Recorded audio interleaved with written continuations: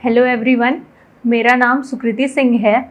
मैंने UP judicial services exam 2022 में 80th rank हासिल करी है और मैं अपना स्ट्रैटेजी और एक्सपीरियंस डेली नॉलेज ट्रैक के माध्यम से शेयर करना चाहती हूँ।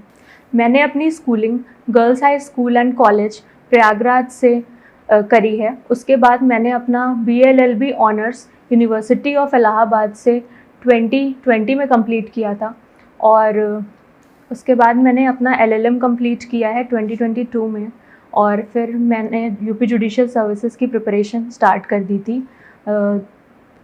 2020 में ही मैंने स्टार्ट करी थी लॉकडाउन के टाइम पे। मैंने अपने 4th ईयर के टाइम पे डिसाइड किया था कि मुझे जज बनना है। उसके बाद मैं काफ़ी कंफ्यूज थी कि मैं कैसे पढूं। पहले मैंने स्टार्टिंग में खुद से पढ़ने का ट्राई किया था।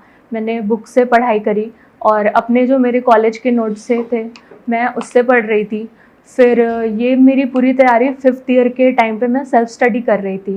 लॉकडाउन के टाइम पर मैंने परीक्षा मंथन जुडिशियल क्लासेस से अपनी कोचिंग क्लासेस करी थी और I want to give the credit of my success to God and my parents and the coaching institute, the teachers who provided guidance at every step.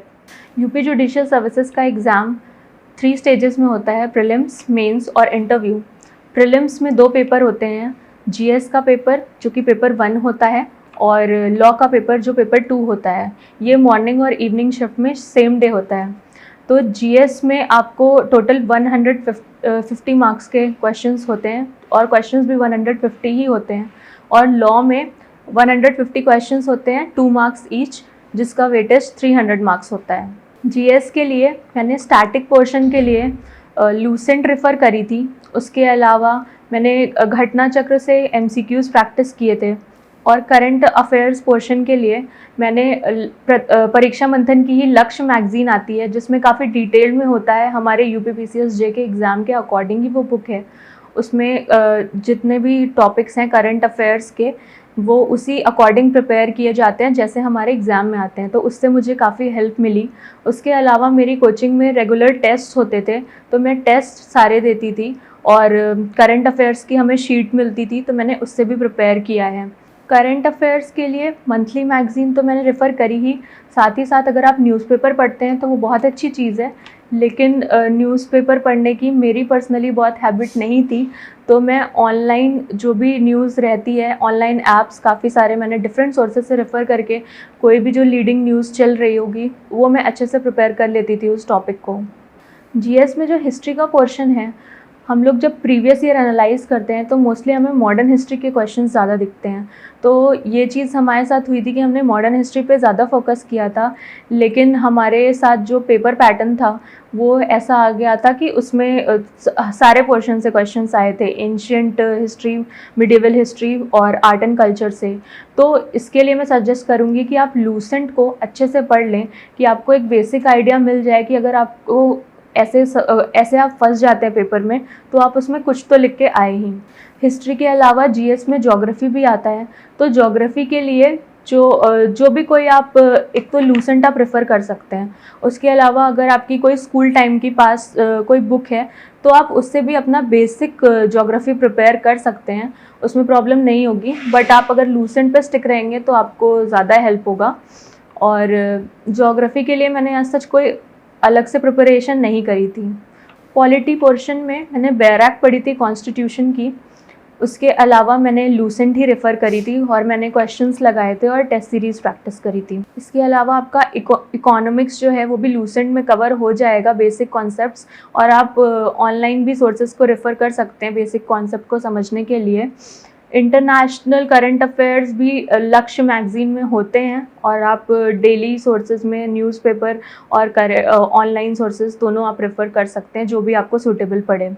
Science and take भी लक्ष्य में अच्छे से cover होता है। उसके अलावा हमारे टाइम पे 2022 में ही 9 माइनर एक्ट्स ऐड हुए थे जो कि स्पेशल एक्ट्स हैं। तो ये चीज़ थी कि वो जो अमेंडमेंट है वो 1 ही महीने पहले आया था, तो हमारे पास टाइम बहुत कम था उसके लिए पढ़ने के लिए, क्योंकि नवंबर में अमेंडमेंट आया था और दिसंबर में वैकेंसी आ गई थी और फरवरी में ही हमारा प्री का एग्ज़ाम था। तो ये 9 माइनर एक्ट्स को मैंने बेयर एक्ट अच्छे से पढ़ी थी। मैंने सारे जितने भी बेयर एक्ट्स हैं 9 एक्ट्स की, वो मैंने कवर टू कवर पढ़ी है। मेंस में सेकंड पेपर होता है इंग्लिश लैंग्वेज का। इंग्लिश लैंग्वेज में प्रेसी राइटिंग आती है, एस्से आता है और ट्रांसलेशन आता है।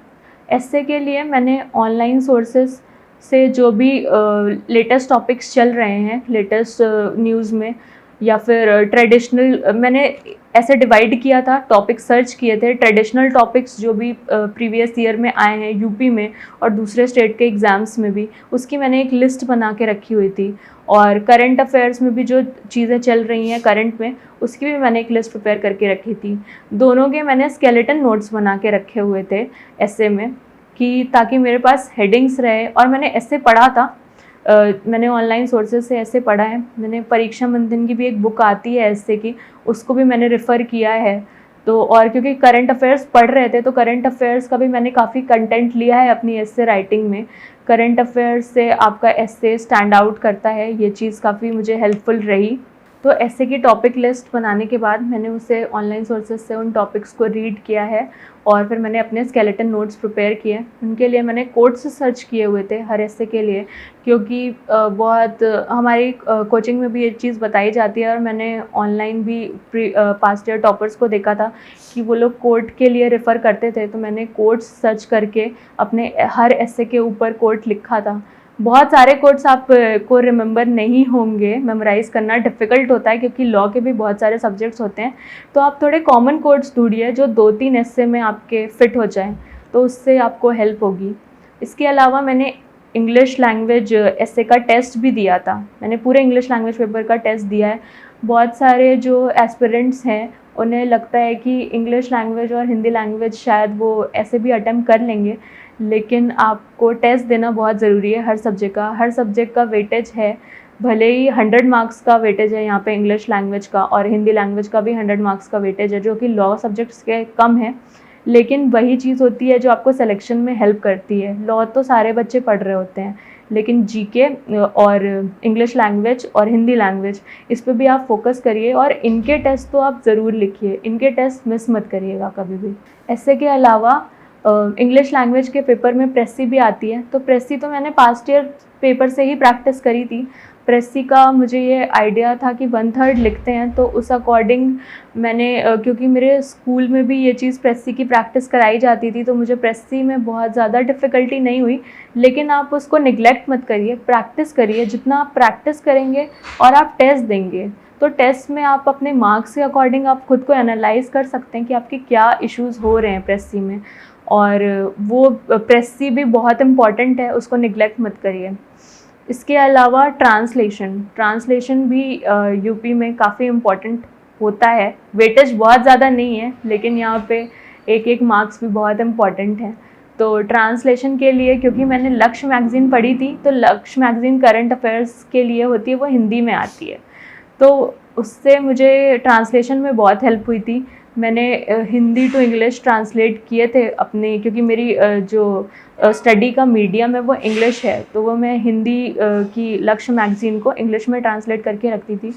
ये चीज़ भी मुझे मेरी कोचिंग में ही बताई गई थी, तो ये मुझे काफ़ी हेल्पफुल रही। इससे मेरा दोनों चीज़ प्रिपेयर हो रहा था, ट्रांसलेशन भी प्रिपेयर हो रहा था और करंट अफेयर्स भी प्रिपेयर हो रहे थे। और क्योंकि मैं ट्रांसलेट कर रही थी, तो मेरे पास वो मेरे हैंड रिटन नोट्स आ रहे थे, तो हैंड रिटन नोट्स की वैल्यू और ज़्यादा बढ़ जाती है। इंग्लिश लैंग्वेज के बाद आपका थर्ड पेपर होता है हिंदी लैंग्वेज का। तो हिंदी लैंग्वेज में भी एस्से, प्रेसी और ट्रांसलेशन ही आता है। तो तीनों के लिए मेरी स्ट्रैटेजी सेम है कि एस्से में आप रीड करिए ट्रेडिशनल और करेंट के टॉपिक्स, उनका स्केलेटन नोट्स बनाइए, उनके लिए कोट्स लिखिए हिंदी में अपने पास, आप अपने नोट्स में कोट्स लिख करके ऐड करिए और टेस्ट दीजिए हिंदी का भी। क्योंकि अगर आपकी हिंदी बहुत अच्छी नहीं है, मतलब अगर आपकी हिंदी डिसेंट है और आपको लग रहा है कि आप एग्ज़ाम में लिख लेंगे, तो फिर उसमें मत रहिएगा कि वहाँ पे आपका हो जाएगा। मुझे लगता था कि मेरी हिंदी अच्छी है, लेकिन जब मैंने पहला टेस्ट दिया था तो मुझे रियलाइज़ हुआ था कि नहीं, इस पे बहुत अभी काम करने की ज़रूरत है। तो टेस्ट देना हिंदी के लिए भी बहुत ज़्यादा इम्पॉर्टेंट है, क्योंकि 100 मार्क्स कम नहीं होते हैं, उनका वेटेज दूसरे पेपर्स से भले ही थोड़ा कम है, लेकिन उसको निगलेक्ट मत करिए। हिंदी लैंग्वेज में क्योंकि ये पहली बार इंट्रोड्यूस हुआ है पूरा एक अलग से पेपर, तो क्योंकि पहले के पेपर में ये होता था कि ट्रांसलेशन तो हिंदी टू इंग्लिश आता था और इंग्लिश टू हिंदी भी आता था। तो ट्रांसलेशन तो मैंने लक्ष्य मैगज़ीन से कर लिया और पास्ट ईयर क्वेश्चंस से देख लिया, लेकिन प्रेसी की प्रॉब्लम आ रही थी कि हम प्रेसी कहाँ से प्रैक्टिस करें, क्योंकि पहले तो कभी हिंदी का पेपर हुआ नहीं है। तो हम लोग न्यूज़पेपर के आर्टिकल्स उठा करके उससे प्रैक्टिस करते थे प्रेसी। तो वो चीज़ हमें बहुत हेल्प करी थी। जीएस और लैंग्वेज के बाद आपके 3 पेपर लॉ के होते हैं, जिसमें पहला पेपर जो कि पेपर नंबर 4 है, वो सब्सटैंटिव लॉ का होता है। तो सब्सटैंटिव लॉ में आपके टोटल 11 सब्जेक्ट्स होते हैं। तो प्रीवियस ईयर क्वेश्चंस को आप एनालाइज करिए, डेफिनेटली आप उससे क्वेश्चंस प्रैक्टिस करिए, लेकिन आप उसकी वजह से कोई भी आप 11 में से सब्जेक्ट छोड़ के मत जाइएगा। कि अगर आपने प्रीवियस ईयर क्वेश्चंस में देखा हो तो कई बार क्या होता है कि एक ही सब्जेक्ट से एक पूरा डेडिकेटेड क्वेश्चन है, उसके सब पार्ट्स एक ही सब्जेक्ट से हैं। लेकिन हमारे टाइम पे ये ट्रेंड चेंज हुआ। हमारे टाइम पे एक क्वेश्चन के सब पार्ट्स में डिफरेंट सब्जेक्ट्स के क्वेश्चंस थे। तो ये चीज़ है कि जिन लोगों ने उसे वैसा अगर प्रीवियस ईयर अगर किसी ने फॉलो किया हो तो उसमें प्रॉब्लम आ सकती है। मैंने प्रीवियस ईयर से सब्सटैंटिव लॉ में आंसर्स प्रैक्टिस किए थे, लेकिन मैंने सारे 11 सब्जेक्ट्स पढ़े थे। तो जब हमारा पेपर हुआ था तो उसमें कॉन्ट्रैक्ट के कोई भी क्वेश्चंस नहीं आए थे, जो कि सेटबैक था। लेकिन क्योंकि मैंने ट्रस्ट, ईजमेंट, इक्विटी, टॉर्ट सारे सब्जेक्ट्स बहुत अच्छे से पढ़े हुए थे, तो मैं उस पर कुछ भी, मेरी ऐसी सिचुएशन नहीं थी कि मुझे कोई भी आंसर छोड़ना पड़े। मैंने सारे आंसर्स कंप्लीट किए हैं। हिंदू लॉ और मुस्लिम लॉ बहुत बच्चे ऐसा करते हैं कि उसमें ज़्यादा वेटेज देते हैं और ये जो छोटे सब्जेक्ट्स हैं इन्हें निगलेक्ट कर देते हैं, क्योंकि 11 सब्जेक्ट हैं एक पूरे पेपर में। आपको लगेगा कि आप सारे नहीं पढ़ पाओगे, लेकिन हमारे टाइम पे हिंदू लॉ और मुस्लिम लॉ दोनों से ही काफ़ी अनएक्सपेक्टेड क्वेश्चंस आए थे, जो कि हम पढ़ के तो बहुत डिटेल में गए थे, लेकिन हमने अटेम्प्ट एक भी क्वेश्चन नहीं किया उसका, क्योंकि वो हमें नहीं आ रहे थे वहाँ पे, वो थोड़े अनएक्सपेक्टेड क्वेश्चंस थे। तो क्योंकि मैंने टॉर्ट और ईजमेंट, ट्रस्ट, इक्विटी सारा कुछ बहुत अच्छे से पढ़ा हुआ था, तो उसमें मुझे चॉइस करने में प्रॉब्लम नहीं हुई। बाकी आप सब्सटैंटिव लॉ में बाकी सारे सब्जेक्ट्स पे तो फोकस करिए ही, लेकिन आपका सबसे ज़्यादा फोकस कॉन्स्टिट्यूशन पे होना चाहिए, क्योंकि कॉन्स्टिट्यूशन का वेटेज इसमें सबसे ज़्यादा है। कॉन्स्टिट्यूशन 50 मार्क्स का इसमें आता है सब्सटैंटिव लॉ के पेपर में। उसके अलावा इंडियन पॉलिटी में भी कॉन्स्टिट्यूशन आता है, 20 मार्क्स का तो आता ही है। तो आप ये चीज़ ध्यान में रखिए कि कॉन्स्टिट्यूशन को आप बहुत अच्छे से पढ़िए, उसकी बैराक बहुत अच्छे से पढ़िए, उसके नोट्स पढ़िए। अगर आपके पास नोट्स नहीं है तो आप बुक से नोट्स बना के पढ़िए। उसके जितने भी लेटेस्ट केसेस हैं उनको अच्छे से पढ़िए, क्योंकि आप हमारा अगर 2022 का पेपर देखेंगे मेंस का, तो सारे में एक लेटेस्ट केस पूछा था। तो लेटेस्ट केसेस कॉन्स्टिट्यूशन में जितने भी लीडिंग हैं वो बहुत इंपॉर्टेंट हो जाते हैं। तो लॉ के लिए मेंस में मेरी स्ट्रैटेजी यही रही है कि मैं नोट्स को रिवाइज़ किया है। मैंने मल्टीपल टाइम्स मैंने नोट्स रिवाइज़ किए हैं और मैंने टेस्ट भी लिखे हैं, मल्टीपल टाइम्स मैंने टेस्ट लिखे हैं। और मैंने स्केलेटन नोट्स भी प्रिपेयर किए थे। जैसे मैंने बताया कि मैंने एसए के लिए स्केलेटन नोट्स प्रिपेयर किए थे, वैसे ही मैंने लॉ के भी सारे सब्जेक्ट्स के लिए स्केलेटन नोट्स प्रिपेयर किए थे। स्केलेटन नोट्स आपको पहले हेल्प नहीं करेंगे, जब आप प्रिपेयर कर रहे हैं उस टाइम पे आपको स्केलेटन नोट्स नहीं हेल्प करेंगे। आपको स्केलेटन नोट्स लास्ट डे के लिए होते हैं, लास्ट डे रिवाइज करने के लिए, क्योंकि आपके पास आपका 2 शिफ्ट में पेपर हो रहा है 3 दिन। आप जब शाम में आएंगे घर तो आपके पास बिल्कुल टाइम नहीं होगा इतने 11 सब्जेक्ट्स रिवाइज करने का एक दिन में, क्योंकि ये सब्सटैंटिव लॉ का paper second day evening shift में होता है और नेक्स्ट डे उसके फिर से दोनों शिफ्ट में पेपर होते हैं।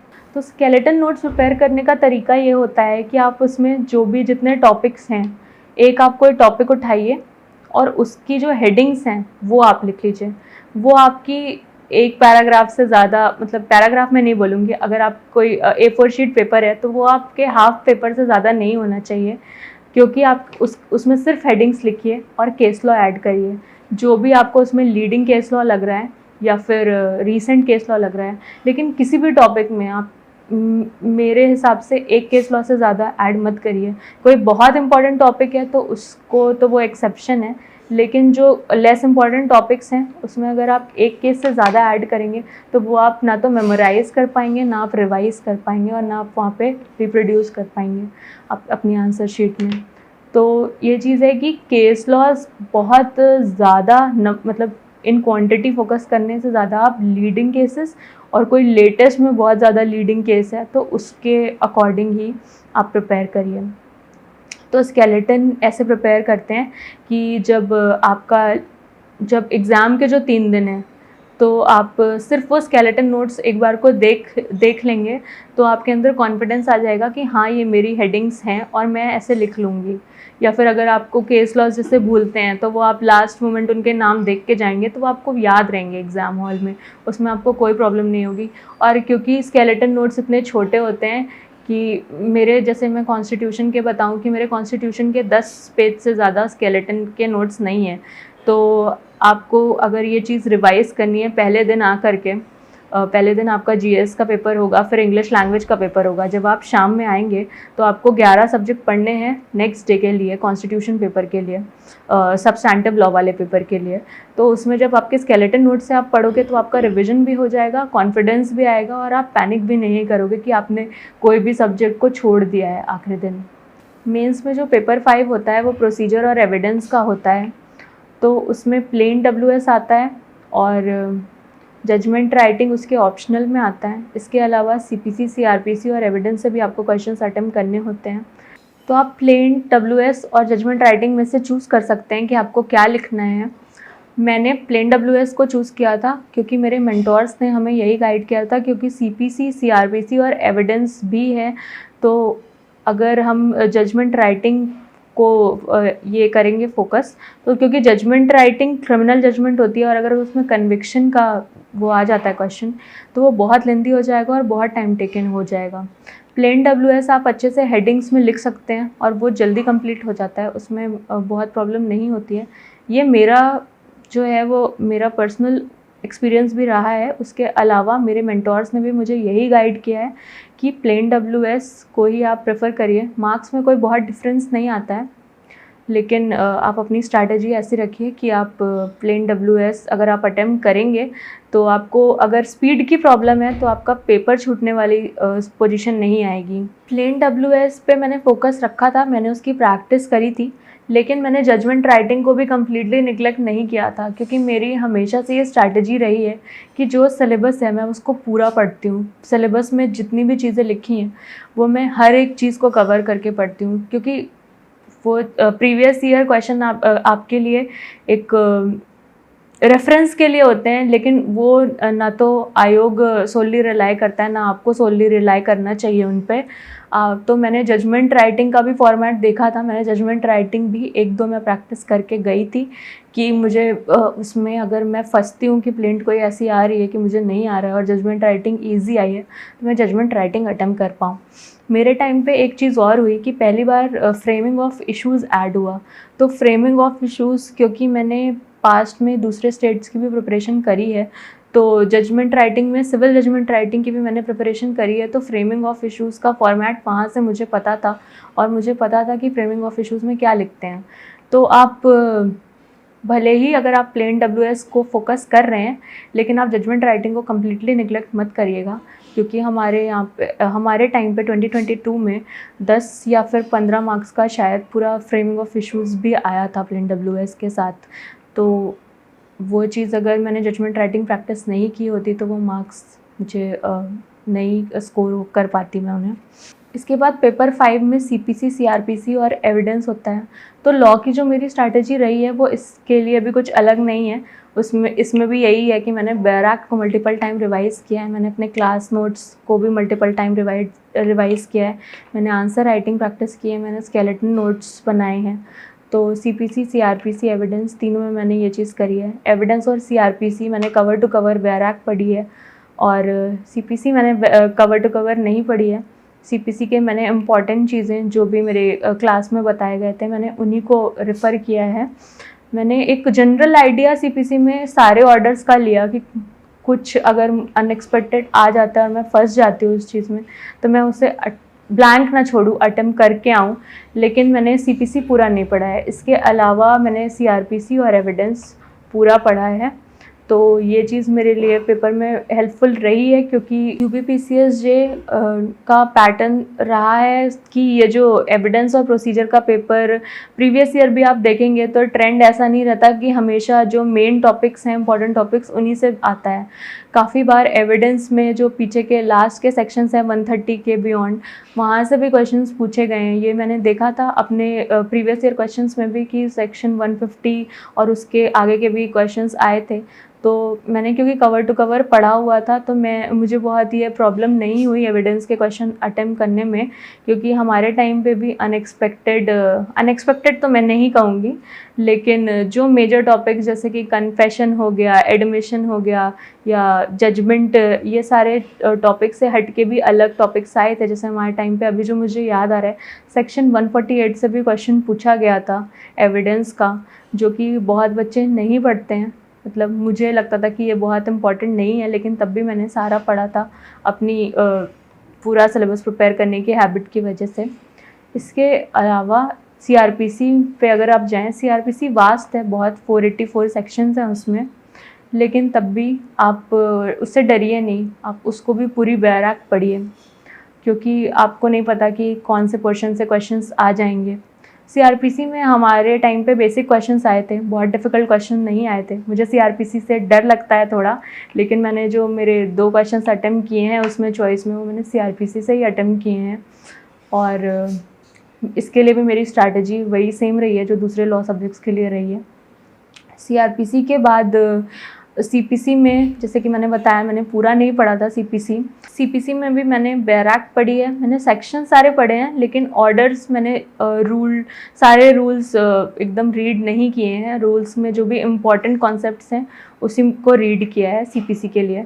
मैंने अपने क्लास नोट्स पे सीपीसी को लेकर के ज़्यादा फोकस किया था, और तो इससे मेरा ये प्रोसीजर का पेपर अच्छे से हो पाया था।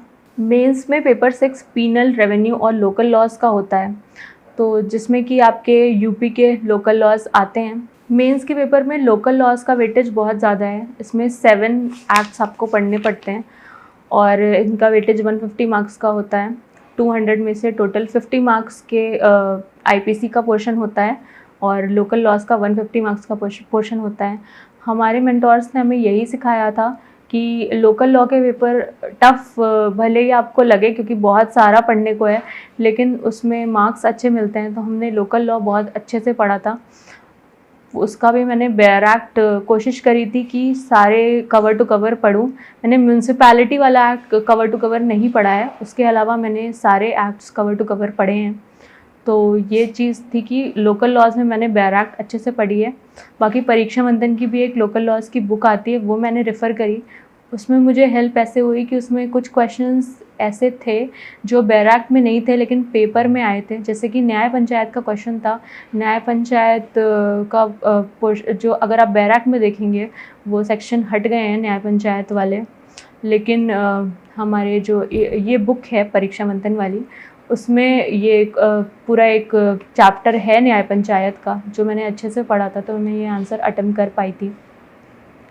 लोकल लॉज के लिए मैंने बैराक्ट को ही फोकस रखा था और खुद से जो प्रैक्टिस करी थी वो परीक्षा मंथन में, क्योंकि वो क्वेश्चन आंसर फॉर्म में वो बुक है, तो उसको मैंने रेफ़र किया था कि कोई भी चीज़ अगर मिसिंग हो बैराक्ट में, क्योंकि अमेंडमेंट्स होते रहते हैं, कुछ अगर कुछ हटा है, कई बार पुराना भी पूछ लेते हैं, जैसे हमारे टाइम पे न्याय पंचायत पूछा। और 1972 का रेंट एक्ट रिपील हो गया है, लेकिन हमारे सिलेबस में था। और मैंने कुछ लोगों से सुना था कि जिन्हें लग रहा था कि 1972 का नहीं पढ़ना चाहिए, लेकिन मैंने 72 वाला भी पढ़ा था और 2021 वाला भी पढ़ा था। हमारे टाइम पे 2021 वाला नहीं आया था, 1972 वाला ही आया था। तो आप ये चीज़ ध्यान में रखिएगा कि जितने भी आपके सब्जेक्ट्स हैं लोकल लॉ के, वो आप पढ़िएगा सारे। जो भी आपके जो सिलेबस आता है नोटिफिकेशन में, उसके आप सारे सब्जेक्ट्स प्रिपेयर करके रखिए। वो बहुत इम्पॉर्टेंट है, क्योंकि ऐसा अनएक्सपेक्टेड भी हो जाता है, जैसे न्याय पंचायत वाला क्वेश्चन था। उसके अलावा लोकल लॉज मैंने टेस्ट दिए थे कोचिंग में।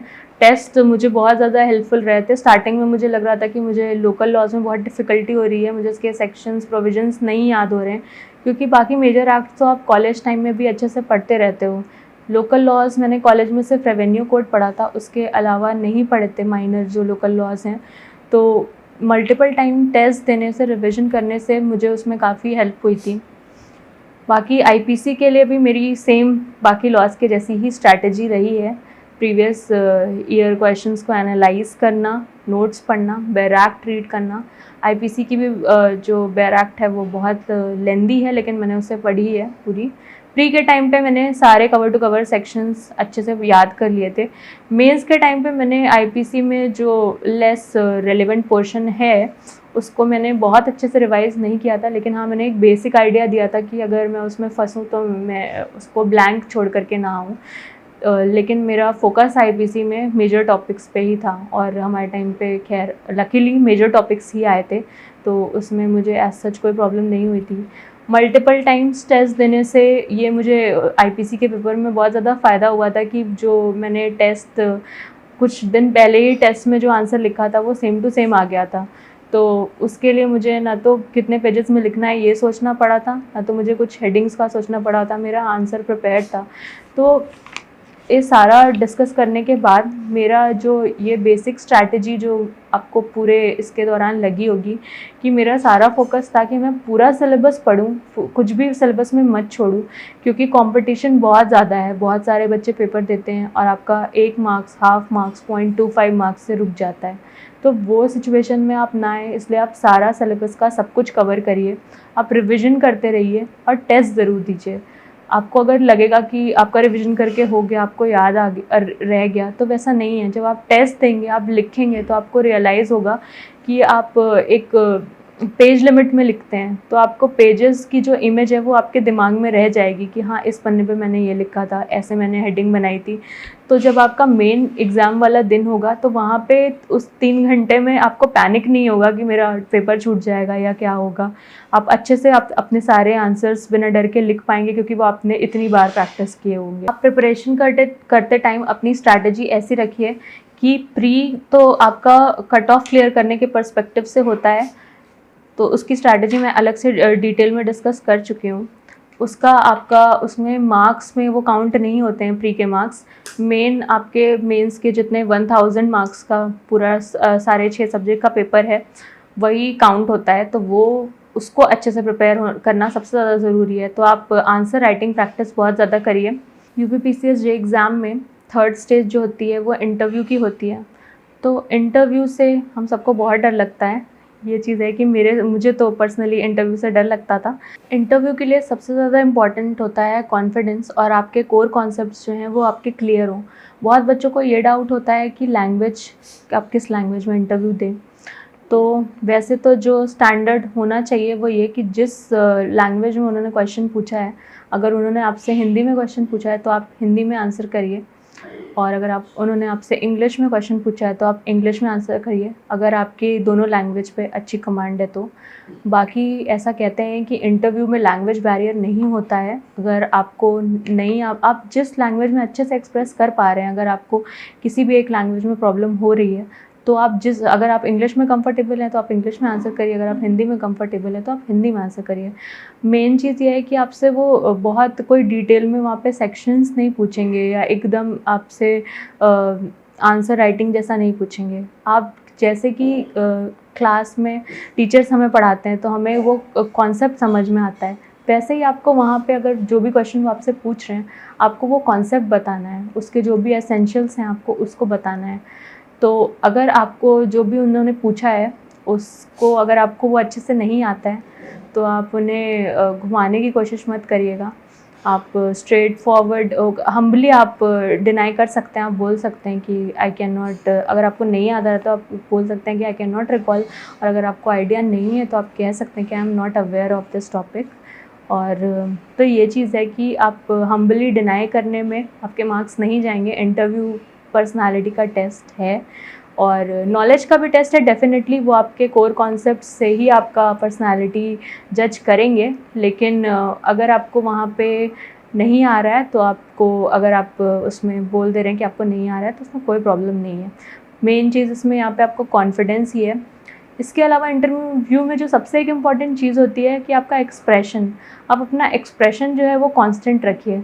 आपको जो आंसर आ रहा है उसमें वो आप एकदम बहुत खुश होकर आंसर मत करिए, और जो आपको आंसर नहीं आ रहा है वो ऐसा नहीं लगना चाहिए कि आप डर गए हैं, आपको नहीं आ रहा है या फिर आप बहुत दुखी हैं। आपको नहीं आ रहा है तो आप अपने कांस्टेंट एक्सप्रेशन से ही, अगर आप ऐसे हल्की सी स्माइल करके आंसर कर रहे हैं सारे थ्रू आउट, तो आप वो स्माइल के साथ ही बोल दीजिए कि आपको नहीं अभी रिकॉल हो रहा है। और तो ये एक्सप्रेशन वेरिएशन बहुत ज़्यादा नहीं होना चाहिए इंटरव्यू में।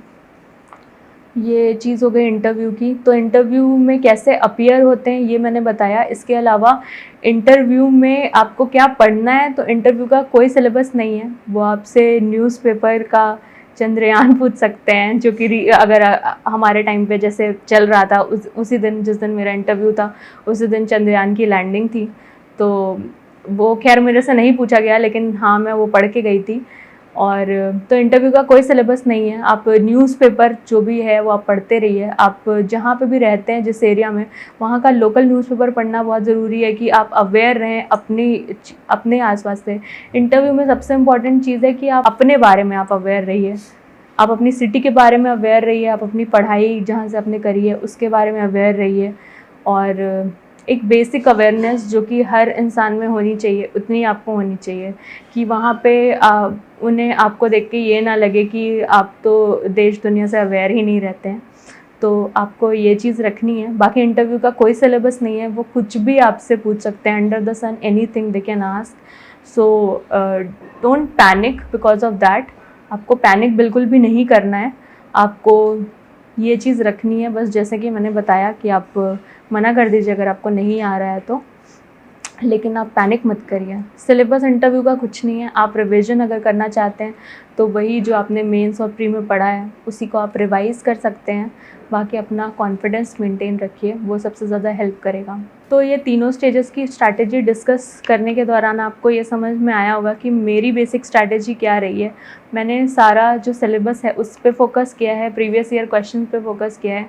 मैंने अपनी स्ट्रैटेजी बताते टाइम कई बार ये चीज़ बोला कि कंपटीशन बहुत ज़्यादा है, लेकिन आपको कंपटीशन से कभी भी डरना नहीं चाहिए। हम में से बहुत सारे लोग होते हैं कि कंपटीशन से पैनिक करते हैं कि अरे इतना सारा कंपटीशन है, हमसे कैसे हो पाएगा। वो चीज़ कभी नहीं सोचनी चाहिए। आपको अपना पास्ट सेल्फ देखना चाहिए और सिलेबस देखना चाहिए। अगर आप सिलेबस को प्रिपेयर करेंगे तो फ़र्क नहीं पड़ता है कि कंपटीशन कितना है, क्योंकि कंपटीशन आप देख नहीं सकते हैं बाहर जा कर के कि कौन बच्चा कितना पढ़ रहा है। उसको तो आप कभी कंपेयर ही नहीं कर सकते हैं कि दूसरे लोग जो पढ़ रहे हैं उनकी स्ट्रैटेजी से आप कभी भी रिफ़र नहीं कर सकते। अपने आप को कंपेयर भी नहीं करना चाहिए, और ना तो उसकी वजह से पैनिक करना चाहिए कि हाँ किसी से आपकी बात हुई, उसने ये पढ़ लिया, आपने ये नहीं पढ़ा, तो आप पैनिक कर गए कि आपसे तो नहीं होगा। आप अपनी कॉन्फिडेंस रखिए, आप अपना प्रिपेयर करते रहिए थ्रू आउट। जितना भी आपको टाइम मिला है, आप जब से भी डिसाइड कर लें कि आपको जज बनना है। इसका मुझे लगता है कि मिनिमम टाइम जितना आपको चाहिए होता है, 6 महीने से 1 साल सफिशेंट है इसकी प्रिपरेशन करने के लिए। लॉकडाउन की वजह से हमारी प्रिपरेशन थोड़ी ज़्यादा लंबी हो गई थी। हमने 2020 से प्रिपरेशन स्टार्ट करी थी, लेकिन ये चीज़ जो मेरा मेन फोकस है वो यही है कि कंपटीशन से नहीं डरना चाहिए, सिलेबस को फोकस करके चलना चाहिए। सिलेबस में जो चीज़ है, जब आप वो अच्छे से प्रिपेयर कर लेंगे तो कंपटीशन से फ़र्क ही नहीं पड़ता है। आपको सिलेबस में आपको एस करना है, दूसरों से कंपेयर नहीं करना है। ये तो मेरा जो पूरे प्रिपरेशन के दौरान जिस चीज़ को मैं फॉलो करती थी कि मैं फोकस और कंसिस्टेंसी रखूं, ये मेरा जब तक कि मेरा एग्ज़ाम निकल नहीं गया, हर साल का मेरा न्यू ईयर रेजोल्यूशन भी यही होता था कि मैं अपनी पढ़ाई फोकस और कंसिस्टेंसी से करूं। इसके अलावा जो मैं अपनी सारी स्ट्रैटेजी को एंड करना चाहूँगी इस बात से कि जब मैं स्कूल में थी तो वहाँ पे मेरी प्रिंसिपल मैम बोलती थी I can and I will. तो मैंने अपने स्कूल टाइम पे भी अपनी हर नोटबुक पे ये लिखा था I can and I will. और मैं उस चीज़ को जब भी मैं थोड़ा अगर डीमोटिवेटेड फील कर रही हूँ तो मैं वो चीज़ सोच लेती थी, तो उससे मुझे पॉजिटिविटी मिलती थी कि हाँ नहीं, एक टाइम आएगा जब हमारा होगा। तो ये कोट जो है ये मेरा पर्सनल नहीं है, ये मेरी प्रिंसिपल मैम ने बताया है, लेकिन हाँ इससे मुझे बहुत हेल्प मिली है। And I think everyone can and everyone will, whoever wishes to prepare with dedication and sincerity। तो मैंने अपनी पूरी प्रिपरेशन जर्नी और स्ट्रैटेजी को डेली नॉलेज ट्रैक के थ्रू आप सबको बताने की कोशिश की है। I hope it would be helpful to the aspirants, और best of luck to all of you.